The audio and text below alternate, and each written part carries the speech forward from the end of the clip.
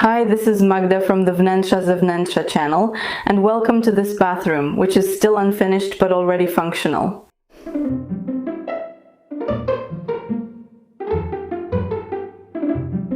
I just showed you how I was laying the tiles, and actually I haven't finished laying them yet because there are still a few left to add on the shower tray.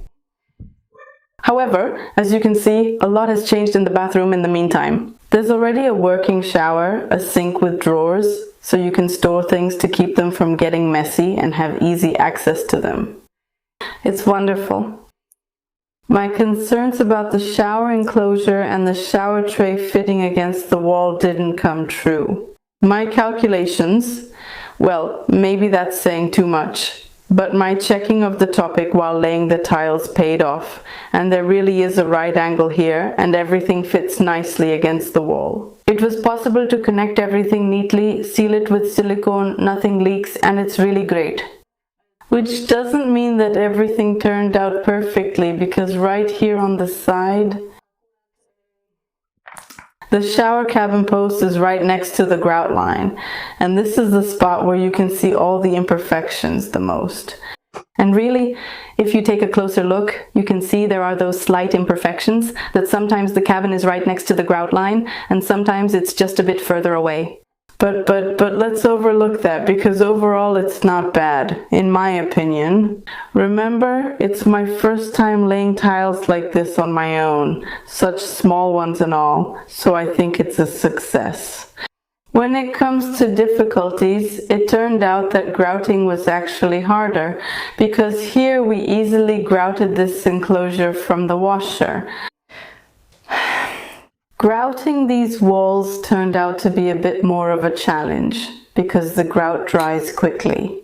And you have to apply it fairly quickly. And here there's really a lot of grout to press in because you can see for yourself what these tiles look like.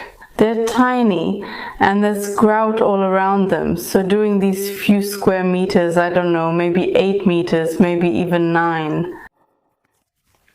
We bought 10 meters of tiles and almost all of them were used up. But let's say without that part over there on the side, because that's still waiting to be grouted together with the shower tray, let's say it's even 7 meters, right? And suddenly, you have to grout 7 meters. The grout has about 20 minutes to be pressed in there, and that's a pretty hardcore pace.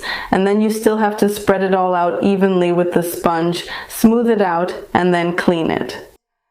I'll tell you, I realized in the middle of it that I couldn't keep up, so then we did it with 2 people, just the 2 of us, for about 2 hours, non-stop, in a huge rush. And it was super hardcore, and we didn't do it, we were doing it perfectly. Maybe you need to divide it into smaller parts and do it gradually, without rushing, calmly adding the grout, but I didn't know if you could do it that way. I was worried that if I put grout somewhere and then wanted to continue next to it, if they would connect well at the edges if one was already dry and the other wasn't. And those worries made me want to do everything at once, and it turned out that wasn't a good idea. It was total madness and very difficult, really difficult. With just 2 people in such a rush, and it's not perfect in a few places, to put it gently, it could definitely have been done better. So in the future, grouting needs to be planned out calmly. But the truth is, when you look at the bathroom as a whole, you don't really see those grouting imperfections. What's more, maybe the grouting itself didn't turn out perfectly, but if there were any imperfect tile placements before, you could see them. Because, as I mentioned to you, they're a bit uneven, so the grout had to be a little wider in some places and a little narrower in others to roughly keep the vertical and horizontal lines straight. Actually, well, I might have missed something too, because there was just so much of it. And here, there were tiles sticking out from the wall on thick adhesive, so it was easier to push them in too deep or touch them in one spot and then in another. They start to stick out, so you have to watch them. I tried to fix all of it, although I should have applied the adhesive first, let it dry, and then used a thin layer to stick the tiles, but I didn't know that back then. However, the result was that there could have been some imperfections when it came to laying the tiles, but after grouting you can't see them. The grout definitely evened out those various irregularities. And I think it all looks really nice. If someone doesn't like tiles like these, obviously they won't like it, but when it comes to the workmanship and quality, it's really okay. I would give myself a B+ or an A-. Maybe as encouragement, a 5- since it was my first time. I learned a lot, and I have to tell you, I'm satisfied with how it turned out. Because it doesn't have to be perfect. What's important is that the equipment can be installed, that it generally looks okay, and that was achieved. So, success. The next stage after gluing the tiles and grouting was the floor. The floor is simply linoleum. It was 2 meters wide. Is that right? Am I saying it correctly? Yes, because here the bathroom in one place is 1.8 meters and in another it's 2.5 meters. So the linoleum was bought, a roll that was 2 meters wide and 3 meters long. So a lot had to be cut, but overall the whole bathroom is in one piece, so there are no seam issues here at all, and there's no issue of the floor leaking anywhere during use. Only the edges, but the edges are also secured with waterproofing tapes and generally with a liquid waterproofing membrane, so hopefully there won't be any problems related to that here. The floor is very thin and we had a lot of doubts about it. Because, how should I put it, some people were really insisting that you need to put some kind of screed or used putty to level the floor under the linoleum, that you can't have linoleum directly on OSB because the unevenness will show. So first of all, we also sanded the OSB beforehand, although just lightly.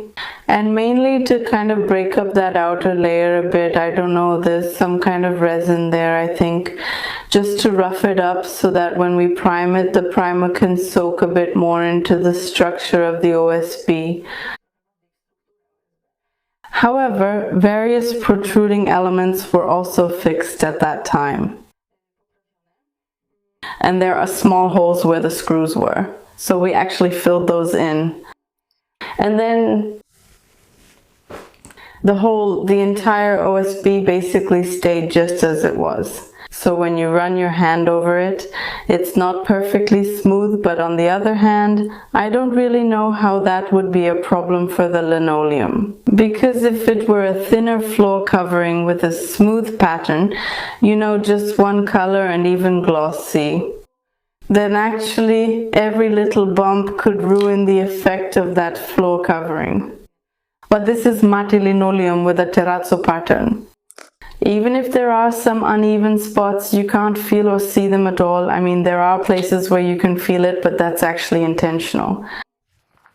You can feel it where the waterproof tape is by the wall, but you don't walk there anyway. It's over there by the edges, under the toilet, behind the shower tray, under the sink, and the washing machine will be here, so there won't be a chance to stand right next to the wall. So our assumption was that this unevenness is okay for us. And also, if something spills, this unevenness should prevent it from going under the wall. So we decided to take the risk and just lay the linoleum as it is. I watched various videos on YouTube related to this as well. And clearly in the West, they don't really worry about making the floor perfectly even before laying PVC flooring. I hope it works out. For now, it's okay.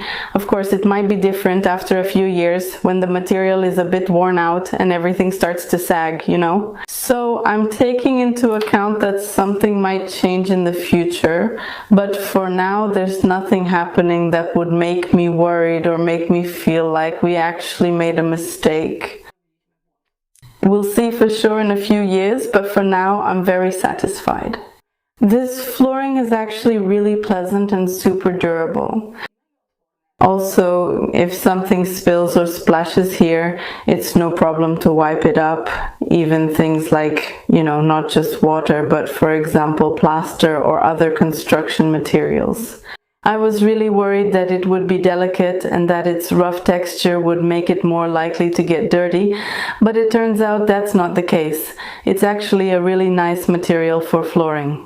It might seem a bit tacky, and yes, it is plastic, so it's not exactly a fancy material, but this is also a relatively budget-friendly bathroom. Of course, it could be even more affordable. It's not like this is the cheapest toilet from the store or the cheapest shower tray, but we did have to adjust things, like the height of the shower tray to fit the pipes, so there really wasn't much choice here. But the cabinet is from IKEA, with solid drawers that I know work well.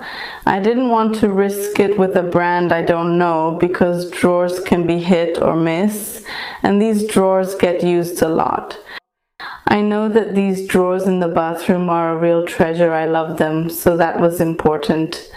There will also be lamps here, a mirror, the walls need to be painted, and in this shot you can't see it, but there's a washing machine. And the radiator will also be installed, but the radiator won't be done by us.